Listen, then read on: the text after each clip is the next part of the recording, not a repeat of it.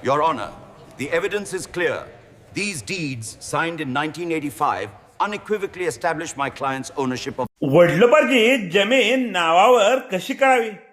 नमस्कार मित्रांनो, मी आपला वकील मित्र विशाल गावडे. चला तर मग कायद्याचं म्हणजेच तुमच्या फायद्याचं बोलूया. एखादी मिळकत वडिलोपार्जित असेल तर ती मिळकत कोण कोणाच्या नावावर असू शकते व कोण कोणाच्या नावावर करता येते. मिळकत नावावर करणे म्हणजे नेमके काय, या सर्व प्रश्नांची उत्तरे आपण या व्हिडिओमध्ये पाहणार आहोत.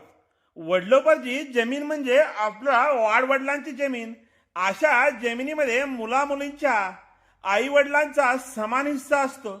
म्हणजे एकत्र कुटुंबामध्ये वडिलांचा जो हिस्सा येतो त्या वडिलांच्या हिश्श्यामध्ये आई वडील, मुले मुली, वडिलांच्या आधी मय झालेल्या मुलांचे वारस, वडिलांच्या आधी मय झालेल्या मुलींचे वारस, या सर्वांना सुद्धा हिस्सा मिळतो. वडिलोपार्जित मिळकत ही कुटुंब प्रमुख म्हणून घरातील सर्वात मोठ्या व्यक्तीच्या नावे असू शकते. म्हणजे कधी आजोबांच्या नावे असू शकते, कधी आजोबांच्या भावाच्या नावे असू शकते, किंवा वडिलांच्या नावे असू शकते, किंवा मुलांच्या नावे असू शकते. म्हणजेच एकत्र कुटुंबाकरिता म्हणून ती एका व्यक्तीच्या नावावरही असू शकते किंवा सर्व सहिस्सेदारांच्या नावावरही असू शकते. एखादी वडिलांची जमीन असेल आणि ती वडिलांची किंवा आजोबांच्या नावावर असेल आणि त्या जमिनीच्या मुलींच्या सातबाराच्या उतार्यावर नावं लावायची असल्यास त्या मिळकतीचे आपसात वाटप करून घ्यावे लागते.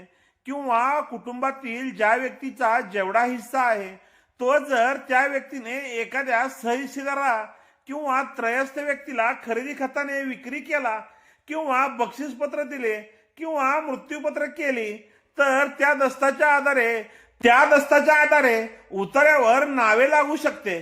जर मिळकत वडिलोपार्जित असेल आणि कुटुंबातील एका व्यक्तीच्या नावे असेल, त्या मिळकतीला कुटुंबातील इतर सदस्यांची नावे लावायची असल्यास त्या मिळकतीचे आपसात संमतीचे वाटप करावे लागते. असे संमतीने वाटप हे रजिस्टर वाटप पत्राचा दस्त दुय्यम निबंधक म्हणजे सब रजिस्ट्रार यांच्या कार्यालयामध्ये नोंदणी करून करता येतो.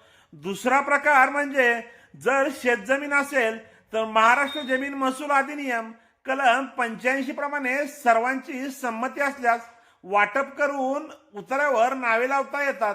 आणि जर एखादा सहिस्सेदार हा वाटप करून देत नसेल तर दिवाणी न्यायालयामध्ये वाटपाचा दावा दाखल करून आपला हिस्सा वाटप करून घेता येतो. त्या आदेशाप्रमाणे वाटप झाल्यानंतर उतार्यावर नावे लागतात. मिळकत कोणाच्या नावावर करता येते, या प्रश्नाचे उत्तर म्हणजे सहिस्सेदारांच्या नावावर करता येते, खरेदीदारांच्या नावावर करता येते, बक्षीसपत्र घेणाऱ्यांच्या नावावर करता येते, किंवा मृत्यूपत्राने मिळाले असेल तर ज्याला मृत्यूपत्राने मिळकत दिलेली आहे त्या व्यक्तीच्या नावे मिळकतीच्या उतारा लावता येतो. मित्रांनो, अशाच प्रकारची नवनवीन कायदेविषयक माहिती जाणून घेण्यासाठी अद्याप जर तुम्ही आमच्या कोर्ट कचेरी या युट्यूब चॅनलला सबस्क्राईब केलं नसेल तर सबस्क्राईब करा. त्यासोबतच कोर्ट कचेरी ऑफिशियल इंस्टाग्राम व कोर्ट कचेरी ऑफिशियल फेसबुक पेजला फॉलो जरूर करा. धन्यवाद.